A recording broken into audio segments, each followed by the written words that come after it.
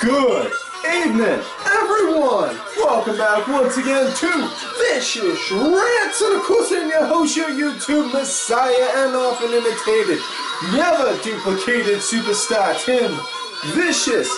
And we are going over Raw this week. It was in Glasgow, Scotland. Now,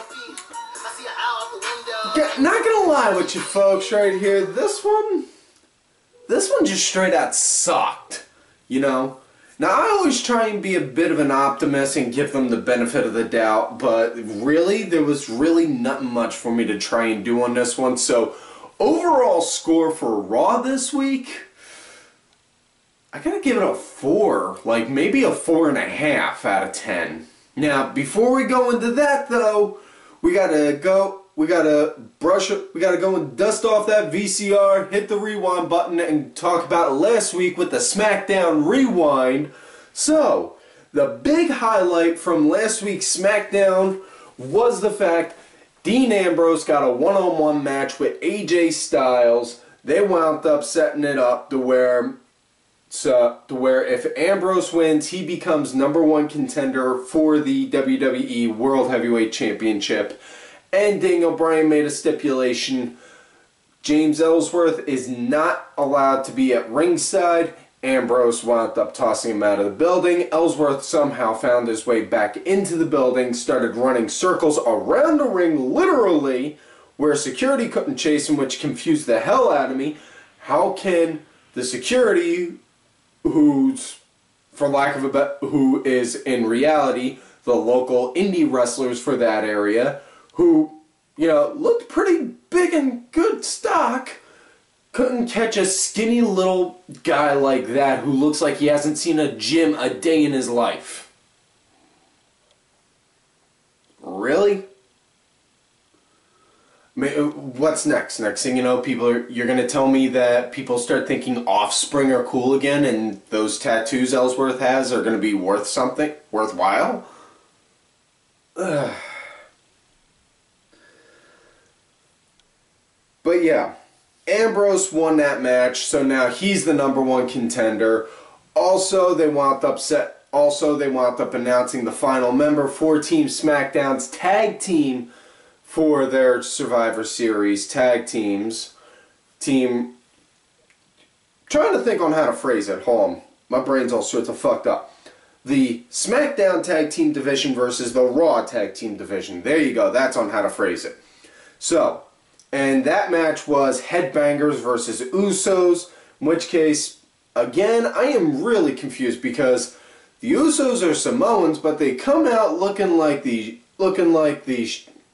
frickin' chulo bangers, and just like, what? What the fuck?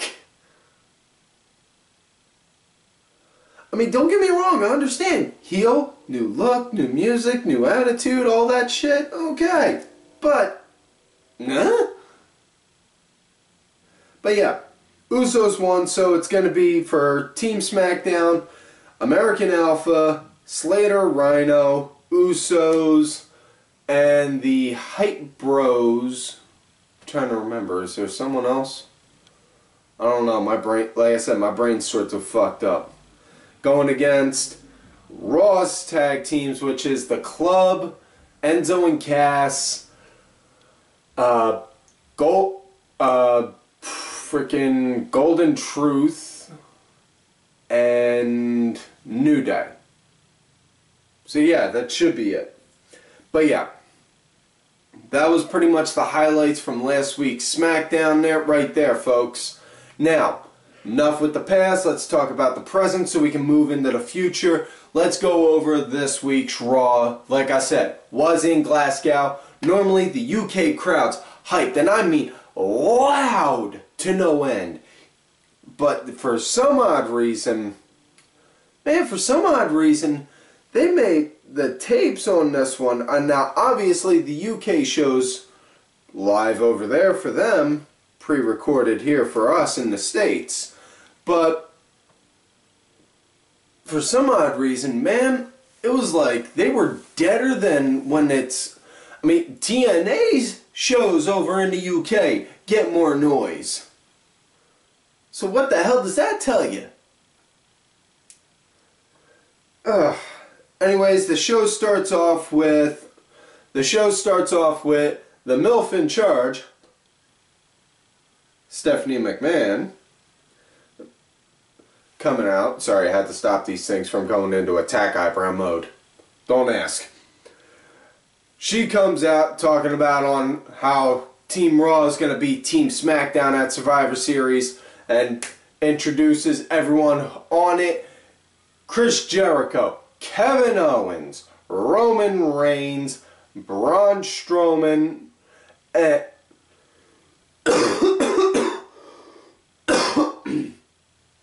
Jericho, and introducing their last and final member for Team Raw, the CrossFit Jeebus himself, Seth Rollins. Now, they started out, everyone was talking about on, Jericho and Owens, they were talking about on how they're the co-captains and, they're willing to admit they may have made a few mistakes in the past, but they're willing to let it go so that way, they can fix things, work on it. Work on what the problems were. Guys need to be more like us. So that way, we are the Universal Champion. You guys need to work harder. Don't be like the stupid idiots here in Glasgow. Stuff Jericho was saying. And then it wound up turning, everyone started pounding into everyone, and then Steph came out. Steph wound up going and making a fatal 5-way match for everyone, which, okay. Now, we're 2 weeks away from Survivor Series, so on paper, this seems like a good concept. The whole, everyone get out your frustrations on working with each other, so that way we can work with each other kind of thing, but in reality, this close to Survivor Series, it kind of feels like it don't feel right. I mean, if this was another week ago, if this was like last week they did this, would have been fine. Be like, okay, yeah, and then they just have everyone bicker like, that would work. But, no. But yeah. So yeah, that was the opening segment. Now let's get into the matches now. First match of the night, Cruiserweight Tag Team action right here, folks. Rich Swann and Sin Cara going up against the post-apocalyptic Survivor Cruiserweight Champion, the Brian Kendrick, and introducing, drumroll please. Drumroll please. Damn it, Ed! Can I get a drum roll? You better be thankful that the people can't see what you're doing on camera right now. Sorry about that, folks. Apparently, due to some issues with certain producers, we can't get a drum roll, so making their debut on Raw, finally, freaking Noam Dar. This cat was on fire in the Cruiserweight Classic. Hell of an athlete, hell of a kid. He's got a bright future ahead of him. Kid's only about like 23, they were saying. At 23, being on Raw, he keeps his head in the game and he works right. Make sure he doesn't do nothing to have to get future endeavored. Man, we could see this kid on TV for like the next 15 plus years. For like the next 15 years. Please let something like that happen. Anyways, right from the start, Dar, he got to work. He was working with Sin Cara. He was smooth like you would not believe. He was working it good. So was Kendrick. Now Kendrick, he was working it good as with the heel in that sense, because when he would, he was doing like the little heel things when Dar wasn't looking. Kendrick would go, grab Sin Cara, tossed him off the top of the rope, things like that. But, Sin Cara, he wound up getting to be that team's punching bag, obviously. So, you know, but Swann, he got the hot tag in, started clearing the house left and right, took out Dar, and then wound up having Kendrick in there, wound up hitting Kendrick with the no-hand Karana, and then match wound up going on for a bit after that. It was pretty okay back and forth. Now, this does not constitute the match of the night. I know I've been throwing a lot of the match of the nights towards the cruiserweights, but no, no, no. This one does not get match of the night. Now, match did come to an end, though, when right after Noam Dar wound up going out the ring, and Sin Cara was out there too. Frickin' Rich Swann wound up getting Brian Kendrick in a roll-up, and it was actually interesting because he was sitting on him when he did the roll-up, but unless you looked, you noticed he actually crossed his arms around his legs to lock it like that. He locked his legs in like that. Little things like that wind up making a lot of difference in there, because that right there showed that, you know, you get like somebody that's a kid or like a teenager watching, they see that like, well, he did that. Well, that would mean, yeah, that would really does mean that he would win. You know, little things like that catch people. Now, after the match, though, Kendrick cut a promo saying, I didn't lose, you lost to Noam. You, just like you lost in the Cruiserweight Classic, I'm the champion. I'm the greatest Cruiserweight champion out there. You know, and then he wound up going after Darn. So, alright. Now, next matchup we got after this, now actually before we get into that, we had the tag teams that came out for Raw talking about everything going on with it, and at New Day doing quite possibly their funniest skit to date. It's open for debate, but one of their funniest skits to debate, they came out dressed like frickin' Braveheart. Like they were doing Braveheart. Kilts, Woods had a bagpipe, couldn't play it for shit. He couldn't get enough air into it to go and do it. And it was just, oh god. They had toy claymores. It was just, it was hilarious. You had to see it. Not only that, Big E's freaking Scottish accent. You know, I'm not even going to attempt to try and do a Scottish one, because I know for a fact if I did, it would sound completely fucked up and butchered. But Big E's, it sounded a lot like this. Something like that. It was just fucking hilarious. You had to see it. You know, and I don't care if people were saying, oh, well, that was going too long, I lost interest. Dude, if you're losing interest in this, how can you pay attention to their stuff? That's fucking funny. You know? But the big takeaways from this was when Big E was doing his Scottish accent, he cut a promo talking about on how they all needed to unite, you know, and then, you know, next, you know, Golden Truth. Yeah, we're in. Enzo and Cass. Yo, we're in. How you doing? You know, Sheamus and Cesaro. On behalf of Sheamus, I say we're in. Oh, you don't speak for me. As team captain, I say we're in. And then Gallows and Anderson. Alright, we're in. But just so you know, the second we get the chance, we're going to stab you all in the back. So, possible hint at them maybe moving to SmackDown unexpectedly. Maybe. Also the potential on that with saying that they did also say that they do get a rematch for those tag titles at some point, but New Day did say that they do have a match, that they did talk with Steph and said that they got a match with the club, so that's New Day versus Gallows and Anderson. Now this, it was a pretty okay match, you know, but again, the crowd was just dead, and I mean like,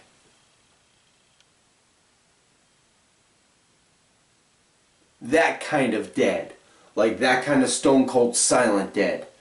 It was, you could hear the impacts on the ring. I mean, you couldn't obviously hear, I mean, if you were listening hard enough, I'm pretty sure you could hear the guys talking to each other saying to get ready for what, but either way, what I'm getting at is, it was just, whew, like somebody hit the fucking mute button on the crowd.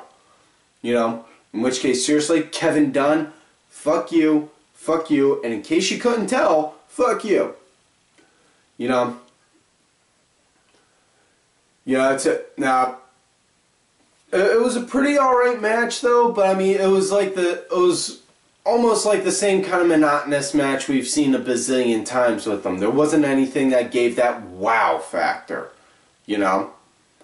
Match came to an end with the club hitting a magic killer on frickin'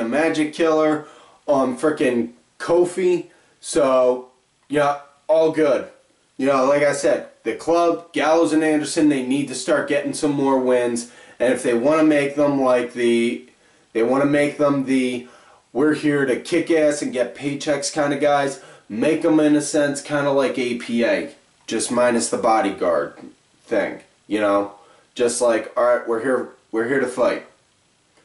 Throw someone at us. You know, something like that.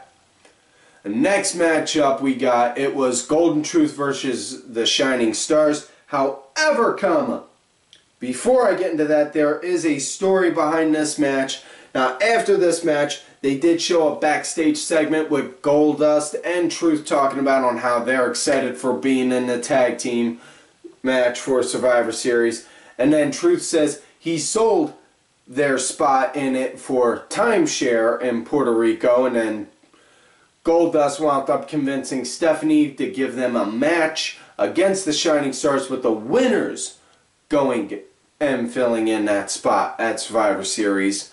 So that was the big thing on this. Excuse me. Ugh. That was the big thing for this one. That was probably the only match that had an actual legitimate storyline in it, in a sense. And what I mean by that is, okay, now we have a reason why these guys are fighting.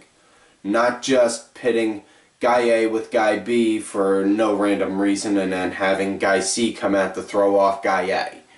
You know, it's things like that. You know, sometimes you get, you know, it's okay to have that sometimes, but you do that all the time, it's just like, fuck? But, excuse me, either way, this match really, other than that, I mean, like I said, had a story, but not really much of an interest. Wouldn't say this was the piss break of the night, but, yeah. Blech. Yeah. I mean, when Goldust got a hot tag to come in. Once he did, he started clearing house like there was no tomorrow. And then Truth came in to help stop double team from happening.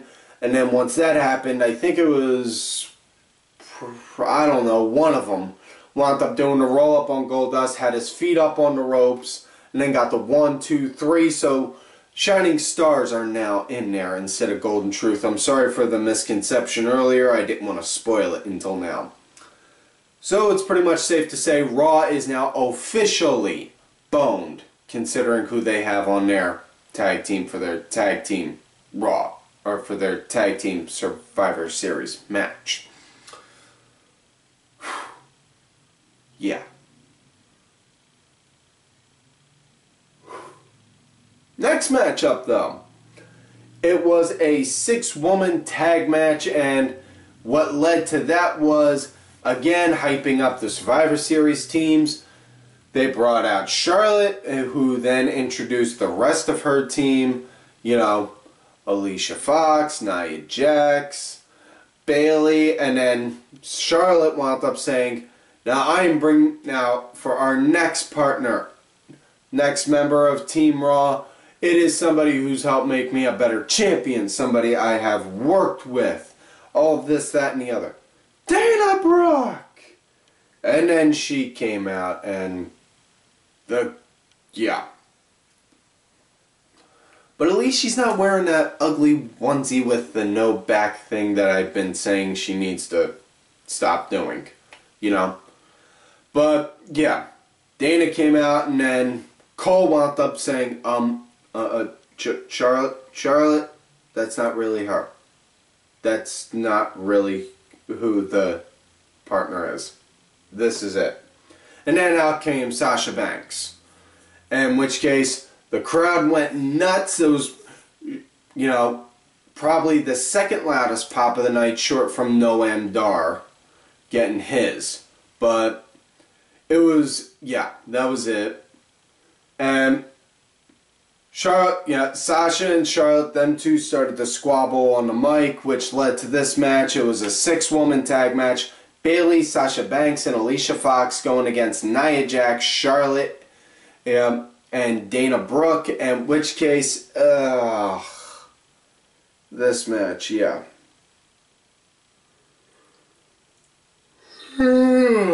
Pretty much described it for me. You know, it was good back and forth pacing, but again, zero interest in it. Why are you putting every team that you have that's supposed to work with each other now fighting each other? Like, you know, it's like I said, this close to Survivor Series, that just screams, these guys, no one is going to be able to work with each other there. So Team Raw is doomed. Now, if this would have happened last week or even the week before on the Fallout Raw to Hell in a Cell, okay, that would have been good. You know, you could have brushed it off as, well, they have some hostilities that they're still working out, but now at this point, it's everyone's still mad at each other and they want to beat the shit out of each other. It's just, I give myself a headache trying to think on that, on the reasoning. But yeah, you know, I mean, other than that, there was really when the match came to an end with Bayley hitting Bayley to belly on Charlotte. That was pretty much the only time that wound up getting crowd reaction. Again, it's just solid dead. You know, the next matchup we got after that, it was Rusev going against El Generico's favorite WWE wrestler, and I have that on good authority because I got a letter from El Generico, and granted it was written in Spanish, and I had to use, you know, that whole Google Translate thing to translate the letter because his writing in English is not very good, you know. And roughly translate, he said, Singer Tim, I am thankful that you took the time to write to me. I am taking care of these orphans with all of my heart and soul. And to answer your question, yes, my favorite WWE superstar is Sami Zayn. So he did confirm El Generico's favorite wrestler in WWE is Sami Zayn. But yeah, as far as what this match went, Rusev, he was just pretty much, it was Rusev versus Sami Zayn. Winner of this match takes on Dolph Ziggler, who issued an open challenge for the Intercontinental title.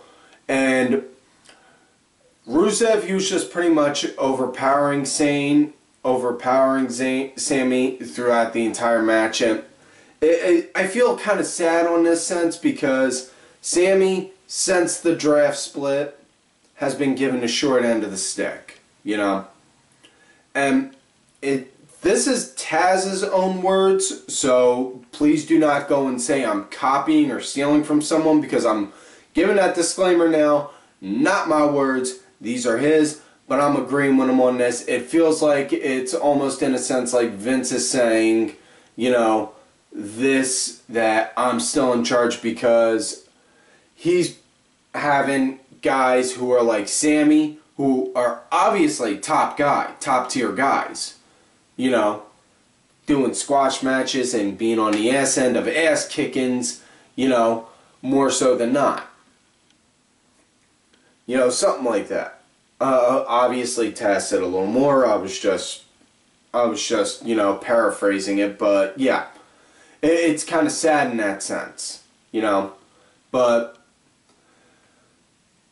at the end, you know, gotta give credit though, because it did play well to Sami with the whole underdog from the underground thing, because he kept kicking out. He was showing he was enduring and taking it, and, you know, he's got his eye on the prize. Match came to an end though when Rusev, he was up on the top rope, and Zayn just, boom, hit him with the hell of a kick. Got the 1, 2, 3. That was it. So now at Survivor Series, we're getting Sami Zayn versus Dolph Ziggler for Ziggler's Intercontinental Championship. And I am all for if Sami wins, you know, because, and you hear me out, thought about this, Sami Zayn wins and, you know, gives Raw a little bit of a stroking of the ego, saying Raw has the Intercontinental, the United States, the World Tag Team, and the Universal Championship, all that jazz, you know. They get to toot their own horn, all this, that, and the other. And then, once Royal Rumble comes around in January, they, you know, where both shows collide again, would meet again, you know, have Miz go against Roman Reigns for the U.S. title, have Miz win, and bring the U.S. title to SmackDown. You know, I'm just saying that would be an idea. You know, it's a good idea. Well, can't say it's a good idea or a bad idea, but it's an idea, and that's the core concept on this show. You want to bitch and whine about a product, or, you know, or what you think's wrong with it, by all means, go ahead, but offer some kind of an idea, creative solution, anything that you think could improve it. Now, with that said, now let's get into the main event of the night. It was Chris Jericho versus Braun Strowman, or it was Chris Jericho versus Braun Strowman versus Seth Rollins versus Kevin Owens versus Roman Reigns in a fatal 5-way. And this, it was just Braun, he wound up looking pretty strong, just clobbering pretty much everyone. And right up until Seth wound up getting that Singapore cane and just started cracking him with it until the cane started to splinter. And then next thing you know, he took a table out, Braun decked him, and then Braun finished setting it up. And then after a while, Roman started to hit him, you know, and then they wound up setting it up. They were giving a shield tease because Seth was getting ready to look like he was getting ready to hoist Braun up for Roman to powerbomb him into the table. But as they got up, next thing you know, Jericho and Owens, boom, right from behind on both guys. And Braun just wound up sitting down. And they did set it up where Jericho was holding Roman up against the barricade. And Owens making fun of Reigns. Rah! And then did a running cannonball into Roman. Same thing with Seth. Had him set up, did the roar, and then rolled. Boom, missed. And then Seth wound up doing an STO. I think it was Jericho right onto the barricade. Could be wrong, but I know he did an STO to one of them onto the barricade. But after that, Roman, boom, ran over, Superman punched Braun, and then Seth picked up Jericho and powerbombed Jericho on the Braun Strowman, who was laying on the table. And honestly, the MVP of Monday Night Raw, no matter what, is gotta be that freaking table that Braun Strowman was laying on, because the man is roughly about 400 pounds, and he was laying on a plywood table, and it did not break until having the force of Chris Jericho come down and smash into him. That table right there is the MVP of the show. But yeah, match wound up coming to an end when Seth wound up having Jericho set up in the ring, planted Jericho with a pedigree, and just as he did that, Owens super kicked Seth, Seth rolls out the ring, and just as Kevin turns around, Roman, wham! Superman punches Jericho, and Roman, with so much momentum, lands and rolls out the ring, and Owens just falls and lands right on top of Jericho. 1, 2, 3, gets the win. So yeah, Kevin Owens winds up winning this match, pinning his best friend.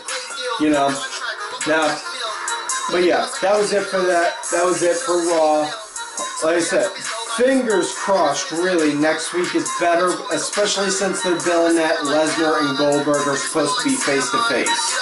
But, yeah, that is it for this week's show, folks. So please, do not forget to like the video, subscribe to the channel, go back, watch some of the other episodes. Look for me on Twitter at TimVicious. Make sure you also look for my other account, Tim_Vicious. Also, I am out there on that Facebook gimmick, Tim Ash. You know. Also, do not forget to look for all of these cool ass cats right here on Twitter. Axel Mulligan, Sunday Segway, Simply Sabrina, Cranky Asshole, Aaron_Devore, my executive producer, who did provide the music for this week's show. Oliver Ben, his music is out there on iTunes, Spotify, Xbox Gold, and such. Details on that are in the description box, as well as my client, Fronts Bitch Forever. And folks, like I always tell y'all, you love me great, you hate me, fuck you.